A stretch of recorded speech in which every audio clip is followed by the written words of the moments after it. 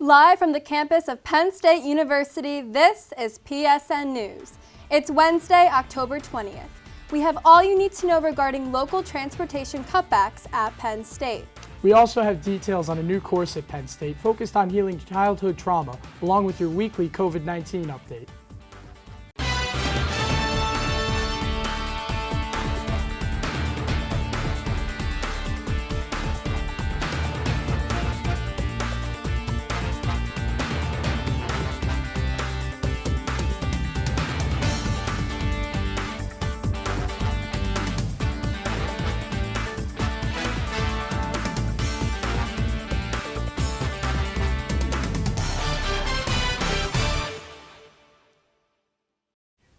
Thanks for joining us tonight. I'm Anjelica Singer. And I'm Ben Russell.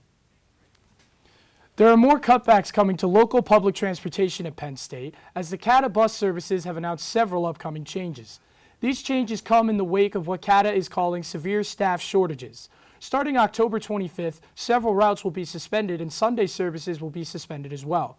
CATA also announced across-the-board reduction in frequencies on Saturdays and an earlier end time for all services on weekdays.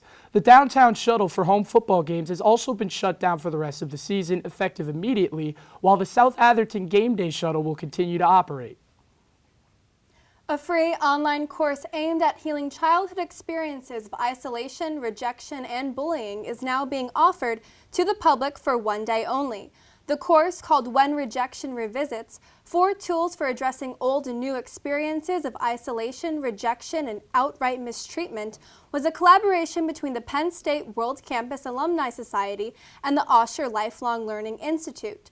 The course is taught by Dr. Stacy Reicherzer, who says such childhood trauma can affect how adults perceive themselves and others, whether they know it or not. The hour-long workshop is sponsored by the Penn State Outreach and Online Education Office of Inclusion, Equity, and Diversity. The course will be held from noon to 1 p.m. on Monday, November 8th. The nation has been dealing with a public health crisis for the past 2 years. COVID-19 still plays a major part in day-to-day life, with vaccinations, possible cases, and possible exposures impacting events around the country.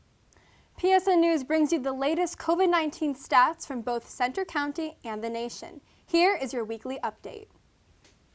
The number of total COVID cases in Centre County has steadily decreased over the past 7 days, as just 21 new cases were reported on October 18th, down from 45 and 36 the previous 2 days. The current 7-day average cases number sits at 42 from this past week.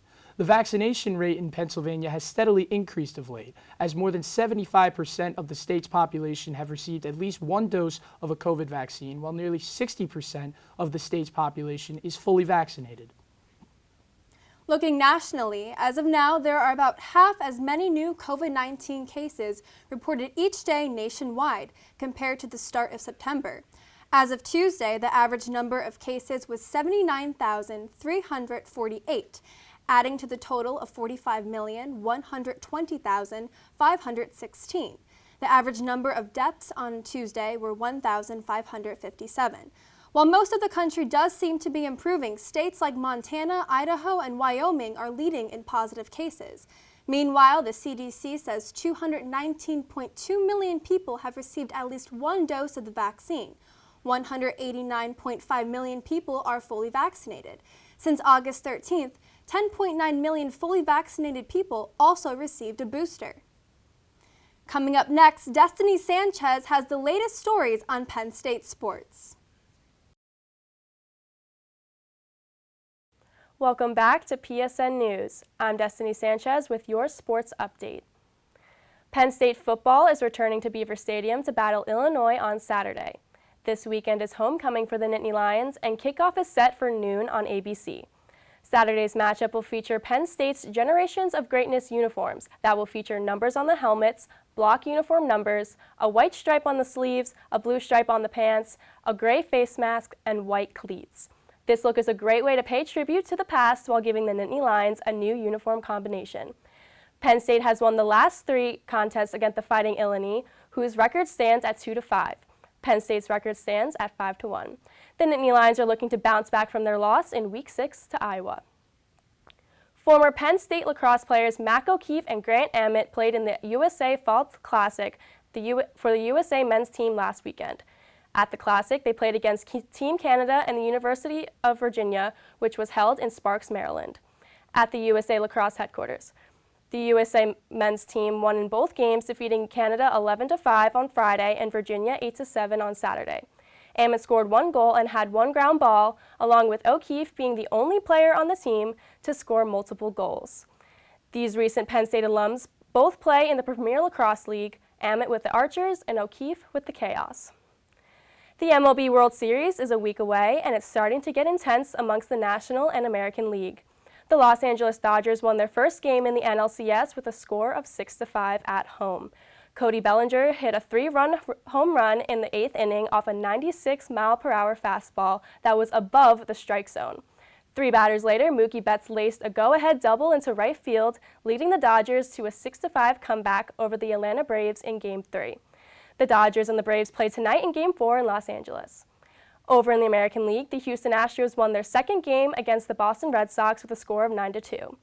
The Astros managed solo homers by Alex Bregman in the first inning and a game-tying home run by Jose Altuve in the 8th of Game 4. A leadoff double in the 9th by Carlos Correa put the Sox on the board. However, 2 outs in the 9th, Houston scored a team playoff record of 7 runs in an inning, leaving the ALCS tied 2 wins apiece. The Red Sox and the Astros play each other tonight in Game 5 at Fenway. That's all for sports. After the break, Kaylee Grill will be bringing you the latest in the world of entertainment. Welcome back to PSN News. I'm Kaylee Grill with your entertainment update. The 2022 Penn State class gift was announced yesterday during a small ceremony in the Hub. Senior students voted on 3 options this month, and the winner was a gift supporting the UHS UPUA Wellness Fund. Vice President for Development and Alumni Relations, Rich Bundy, noted that the class of 2022 will provide, quote, critical resources to the next generation of Penn Staters to get them the medical help they need. The senior class gift has been the oldest tradition at Penn State and includes some familiar pieces on campus, such as the Allen Street Gates, the Old Main Prosecco's, and the Lion Shrine. The 2022 gift continues an ongoing recent tradition of providing support for student-centered funds. The UHS UPUA Wellness Fund helps students cover medical bills they otherwise could not afford. All students are eligible for the fund, and the senior class gift will help expand the program and provide more resources. The 2021 Allen Street Jam took place on Monday to kick off homecoming week. After last year's mostly virtual homecoming, folks were eager to gather downtown and celebrate. Despite the chilly day, community members were able to listen to live music, enjoy free food, and engage in planned activities by the homecoming board. Several musicians performed throughout the day, playing favorites like Sweet Home Alabama, while other activities included painting, cornhole, sign making, free caricatures, and raffles. Students were also able to vote for homecoming court, which was announced this week. This will be Penn State's first in-person homecoming in nearly 2 years and the 4th gender-neutral court since the removal of gendered titles in 2018. Zendaya is being honored with the Fashion Icon Award at the 2021 CFDA Fashion Awards. The Council of Fashion Designers of America made the announcement on Tuesday. The 25-year-old actress is being recognized for her, quote, global impact on fashion. Zendaya, along with the help of her stylist, La Roche, has been spoken of as best dressed in recent years with several elevated red carpet looks. She is currently a spokesperson for Lancôme, Bulgari, and Valentino. She joins a list of fashion icon recipients, which includes Naomi Campbell, Beyoncé, Lady Gaga, Pharrell Williams, Jennifer Lopez, and Rihanna. The CFDA will also name Anya Taylor-Joy the Face of the Year, a new award for 2021. The CFDA Fashion Awards will take place on November 10th at the Pool and Grill in New York City's Seagram building. That's all for your entertainment update. After the break, interview anchor Jace Obardo will speak with Claire Dunham, Penn State's homecoming PR director. Stay tuned. It's homecoming week at Penn State, and you can really feel the excitement building as we approach this weekend's main events, the homecoming parade and football game. Here with me today is the homecoming committee's public relations director, Claire Dunham. Claire, thank you for coming in. This is very exciting. It's our first in-studio interview in almost 2 years. Oh, I'm so happy to be the first one. So tell me a little bit about this year's homecoming and what we can look forward to in comparison to years in the past. Yeah, this year's homecoming is almost like a true homecoming for a lot of people here at Penn State. You know, students, alumni, faculty, and staff, whether they're returning to campus or just looking at all the festivities online, they really get the chance to, experience another in-person homecoming and, celebrate tradition and instill pride, which is a part of our mission. I think everyone's ready to get back to in-person events. Oh yeah. So what are some of the events that you guys held throughout the past year to make this weekend a success? Sure. So in the spring, we had a virtual Legacy. Homecoming actually is a year-long celebration, we like to say, all culminating into the week. So Legacy was in the spring. It was virtual. In the fall, we had Nittany Night, which was, a hub lawn situation where we watched movies, and we also, kind of led up to this week, swinging off with homecoming golf. Sorry, I had to have the pun. And leading up until Wednesday today, and we had our Best of Penn State Carnival, which a lot of students were able to experience on hub lawn. It looked like a lot of fun. There was a lot of people out looking yeah. like they were having a great time. The inflatables were a big hit. Oh, yeah. So. Why do you think homecoming is such a cherished event for the Penn State community? Yeah, well, like I said, our mission is to instill pride and celebrate tradition. And I think everyone here at Penn State or who has been affected by Penn State in some way in our community has really, been able to love it, embrace it.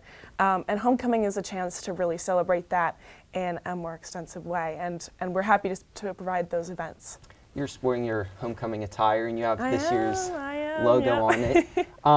This year's logo has the phrase, "Together State Prevails." Can you tell me a little bit about this phrase and how it applies to the events this year more than ever? Yeah, so the Homecoming Executive Committee came up with Together State Prevails, and we asked a graphic design class that we work with to, make a logo like this one to the best of their abilities, and they came up with amazing options. And this is the one we picked because Cameron Soravia, our graphic designer this year, she really put it best in her description, saying that the buggy is kind of nostalgia and it represents so many parts of our community. And it's also leading the parade. So not only is it, going through a whole route, but it also is leading forward, leading the charge, and that's exactly what State does and all of our community members do. I couldn't agree more. It's simple and effective. Exactly. Thank you for coming in. It means a lot. Yeah, thanks for having me. For more information on everything homecoming and how to get involved in this event, visit homecoming.psu.edu. Back to you guys. Colin Powell, the first Black U.S. Secretary of State, has died from complications of COVID-19 at age 84. Powell was in the middle of fighting multiple myeloma as well as Parkinson's disease.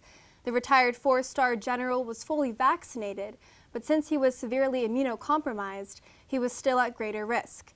In addition to help shaping American foreign policy, Powell was also the first Black national security advisor during the end of Ronald Reagan's presidency.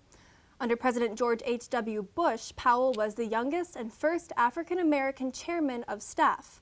He is survived by his wife Alma, his two daughters Linda and Ann, a son Michael, and 4 grandchildren. Los Angeles County has requested Vanessa Bryant, the widow of late NBA star Kobe Bryant, to get a psychiatric evaluation before a lawsuit that was filed against county official goes to trial. The lawsuit was filed by Bryant and other families in September 2020 after pictures of the helicopter crash that killed Kobe and his 13-year-old daughter Gianna and several others were being shared online. The families are requesting an undisclosed amount and are claiming violations of their civil rights and privacy. In a motion filed in federal court this past Friday, attorneys for LA County said that Bryant and other plaintiffs in this case should be compelled to undergo an independent psychiatric evaluation, as the attorneys are claiming they are suffering from severe emotional distress.